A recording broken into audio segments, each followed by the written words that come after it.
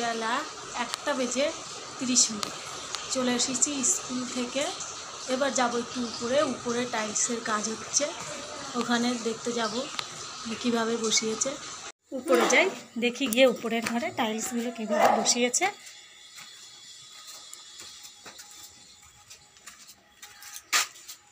এই যে এখানে কাজ চলছে বাথরুমের মধ্যে। ওখানে দুটো র্যাক লাগানো হয়েছে, আর এই ডিজাইনটাই কালকে আমরা গিয়ে পছন্দ করেছি।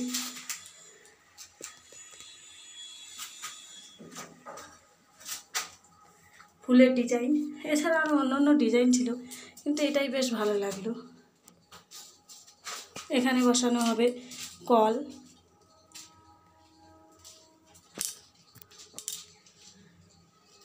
লাইটের জায়গা দিয়েছে। এখানে রয়েছে দুটো র্যাক। এখন এলাম, চলুন একটু ছাদ থেকে ঘুরে আসি, ছাদের গাছগুলোকে একটু দেখে আসি, অনেক দিন আসা হয়নি।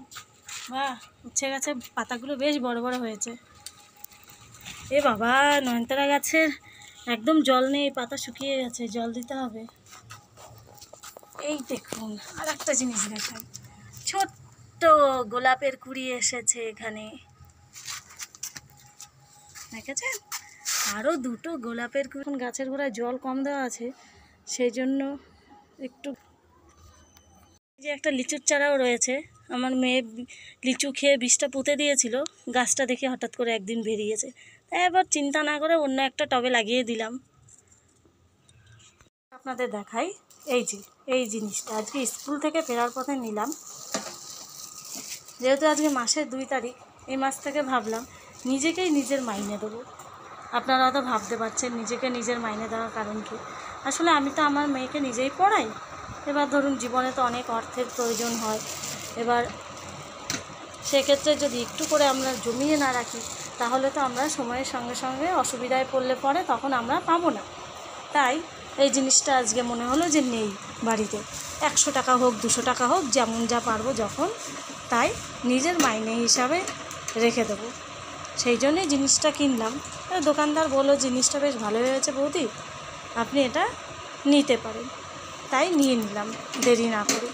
তো এটাকে খোলে কীভাবে, খোলার প্রসেসটা বোধহয় একটু অন্যরকম। দাঁড়াও শোনা, একটু বোধহয় অন্যরকম প্রসেস আছে খোলার, এখন তো বুঝতে পারছি না কী করে খোলে।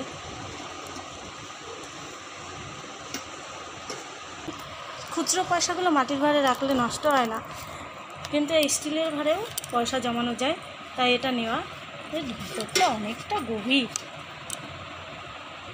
তাই ভাবছি এটাকে আস্তে আস্তে করে যেমন যা পারি নোট রাখবো এটাতে, কারণ মাটির ঘরে নোটগুলো একদম নষ্ট হয়ে যায়। ঠিক আছে, ভিডিওটা তাহলে আজকে এই পর্যন্তই রাখছি। আবার দেখা হবে অন্য কোনো সময় অন্য কোনো ভিডিওতে।